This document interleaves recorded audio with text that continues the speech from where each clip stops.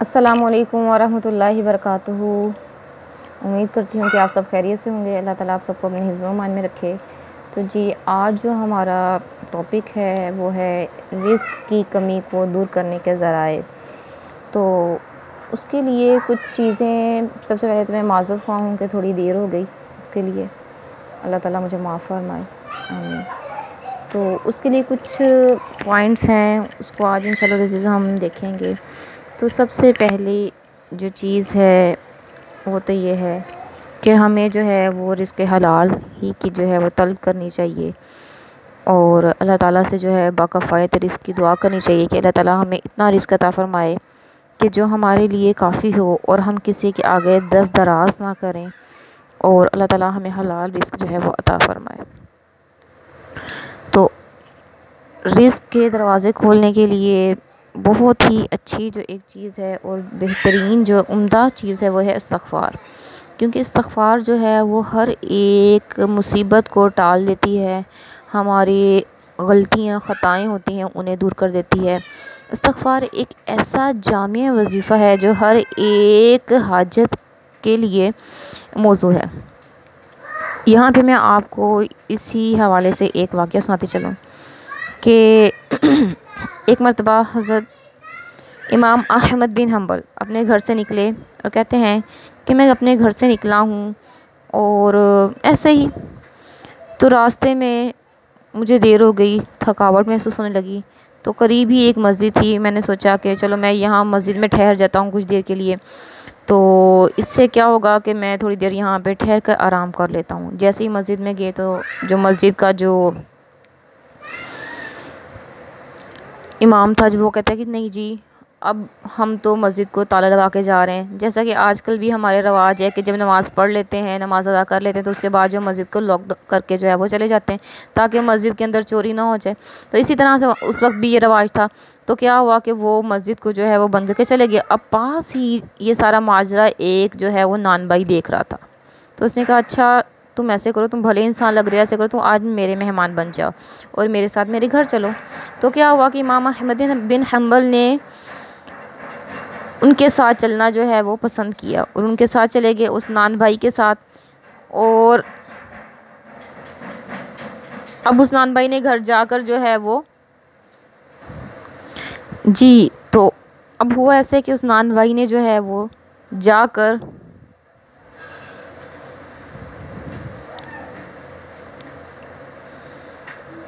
ایک چارپائی بچھا دی، اب امام احمد بن حنبل کو وہاں لٹا دیا، اور لٹانے کے بعد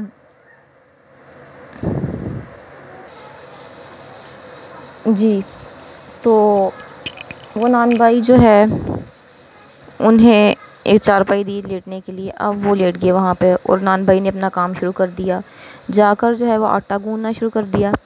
آٹا گوندتے گوندتے جو ہے وہ استغفر اللہ استغفر اللہ استغفر اللہ کا جو ورد ہے مسلسل اس نے جاری رکھا ہوا ہے۔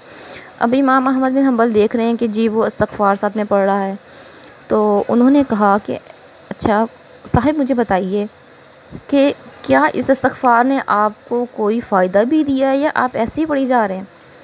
تو وہ نان بھائی جو ہے وہ کہتے ہیں صاحب میں بہت ہی غریب آدمی تھا، میرے پاس کچھ بھی نہیں تھا کہ میں تو کھانے کو بھی ترستا تھا، پھر میں نے استغفار کو پکڑ لیا۔ کہتے ہیں کہ میں نے استغفار کا ورد شروع کر دیا، اور اللہ سبحانہ و تعالیٰ نے مجھے اتنا پیسہ دیا کہ اب میں اس کو رکھ رکھ کے بھولتا ہوں۔ اب جب بھی مجھے کوئی حاجت ہوتی ہے، جب بھی کوئی طلب ہوتی ہے، تو میں استغفار کا ورد کرتا ہوں، اور اللہ تعالیٰ کے حکم سے وہ جو حاجت ہے، وہ جو طلب ہے، میری خواہش میری پوری ہو جاتی ہے۔ تو وہ نان بھائی کہتا ہے کہ اب میری ایک حاجت ہے، ایک خواہش ہے، کافی عرصے سے میں جو ہے وہ اس کے لیے تمنا کر رہا ہوں، اور اللہ سے دعا بھی کر رہا ہوں اور استغفار بھی کر رہا ہوں، اور وہ حاجت یہ ہے کہ سنا ہے کہ ایک بہت ہی بڑے جو ہے امام ہیں، تو میری خواہش ہے کہ اللہ تعالیٰ مجھے ان سے ملا دے، اور وہ امام ہے امام احمد بن حنبل۔ تو امام احمد بن حنبل کہتے ہیں کہ اس کی یہ بات سننا تھی، اور مجھے لگا کہ جیسے فرشتہ مجھے آج اسی سے ملانے کے لیے لے کر آیا ہو۔ وہ کہتے ہیں کہ میں نے اسے کہا کہ دیکھو تمہاری خواہش اللہ سبحانہ و تعالیٰ نے پوری کر دی اور میں ہی جو ہوں وہ امام احمد بن حنبل ہوں۔ تو استغفار کے جو ہے وہ فضائل آپ کو بخوبی جو ہیں وہ آپ میں سے آگاہ ہو گئے ہوں گے۔ اسی طرح رزق کے لیے جو بہترین دعا ہے وہ استغفار ہے۔ اسی طرح سے ایک اور واقعہ میں آپ کو بتاتی چلوں، دیگر قرآنی دعاؤں میں سے ایک دعا ہے ربی انی لما انزلت الی من خیر فقیر۔ حضرت موسیٰ علیہ السلام فرعون کے پاس پرورش پائی، جوان ہوئے، بڑے ہوئے، لیکن کیا ہو گیا کہ اپنی ہی قوم کے ایک فرد کو بچاتے بچاتے دوسری قوم کے آدمی کو نہ چاہتے ہوئے ان کے ہاتھوں قتل ہو گیا۔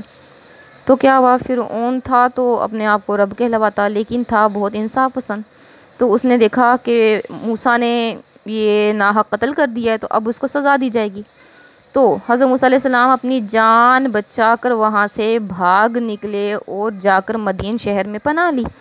اب جب مدین شہر میں جا کر پناہ لی تو وہاں پر جا کے ایک درخت کے سائے میں بیٹھ گئے۔ سامنے کیا دیکھتے ہیں کہ کنواں ہے، اور وہاں پہ لوگ جو ہیں وہ کنویں سے پانی نکال کے لے کے جا رہے ہیں۔ دیکھتے ہیں کہ دو لڑکیاں کھڑی ہوئی ہیں، وہ سائڈ پر کھڑی ہوئی ہیں، نہ تو آگے بڑھ رہی ہیں، نہ لے رہی ہیں، نہ کچھ کر رہی ہیں۔ جا کے پوچھتے ہیں کہ جی تم لوگوں کا کیا ماجرا کہ تم لوگ کنویں سے پانی کیوں نہیں لے رہی؟ تو وہ کہتی ہیں کہ جب سب لے لیتے ہیں تو جو پانی بچتا ہے، یعنی کہ جو ڈول کے اندر ہوتا ہے، تو ہم اسی کو جو ہے وہ لے جاتے ہیں، کیونکہ وہ ایک نکالنا ایک پیچیدہ عمل ہے کنویں سے پانی۔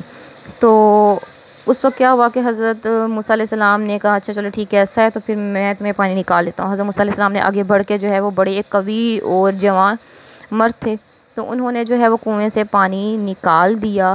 تو اب جو وہ لڑکیاں تھیں وہ گھر آج معمول کے برخلاف جلدی گھر پہنچی۔ اب جب وہ گھر گئیں تو ان کے بابا جو کہ حضرت شعیب علیہ السلام تھے، انہوں نے پوچھا کہ اچھا بتاؤ آج تم لوگ جلدی کیسے آ گئی؟ تو ان کی بیٹی نے بتایا کہ وہاں پہ آج ایک فرشتہ تھا شاید جو اللہ تعالیٰ نے ہمارے لیے بھیجا تھا، تو اس نے اس طرح سے ہماری مدد کر دی۔ تو اب حضرت شعیب علیہ السلام نے کہا اچھا جاؤ اس جو ہے وہ فرشتے کو بلا کے لاؤ، اس لڑکے کو بلا کے لاؤ تاکہ میں اس کو اجرت دے دوں۔ اب کیا ہوا کہ اسی اثناء میں جب وہ انہیں پانی دے کر کنویں سے پانی نکال کر رخصت کر دیا تو وہاں پر سائڈ پہ جا کر حضرت موسیٰ علیہ السلام نے ایک دعا پڑھی ربی انی لما انزلت الی من خیر فقیر۔ تہی دامن تھے، کچھ بھی نہیں تھا ان کے پاس، نہ رہائش تھی، نہ کھانے کے لیے کچھ تھا، نہ رشتہ دار تھے، نہ گھر بار تھا، اور نہ ہی کوئی نوکری تھی۔ لیکن جب انہوں نے یہ دعا مانگی ربی انی لما انزلت الی من خیر فقیر، کہ اے میرے اللہ تو جو بھی بھلائی میری طرف نازل کرے گا میں اس کے لیے تیرا محتاج ہوں۔